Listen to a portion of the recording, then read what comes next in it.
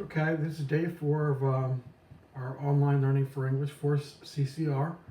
Um, Last class you read a short chapter from the book The Things They Carried called Ambush by Tim O'Brien. In the story he recounts how he ended up killing someone during the Vietnam War.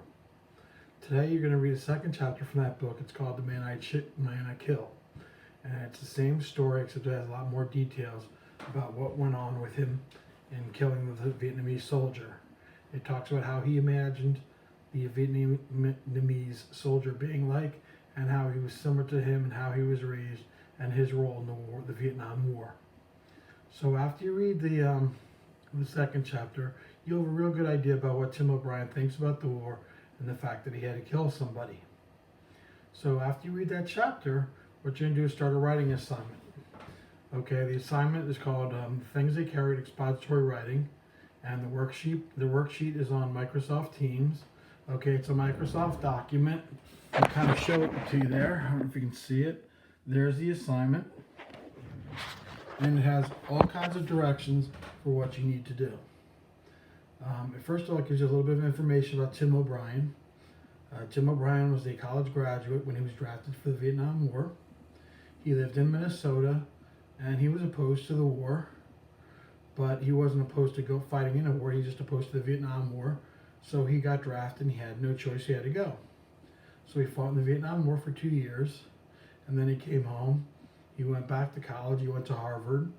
He got a job with the Washington Post and became a writer, both as a journalist, and then he wrote some books about his experiences in the Vietnam War. And his books, when you read them, so basically it's an anti-war thing. It's an anti-Vietnam War thing, and it shows his beliefs about the war. He writes about how much he respected and admired his friends, but he also hated how much he hated being there and how stupid being in the war was.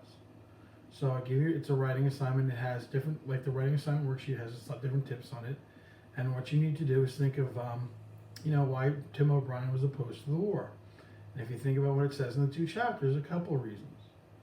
Okay, the fact that, he was risking his life for a cause he didn't believe in, so that'd be one reason, number one.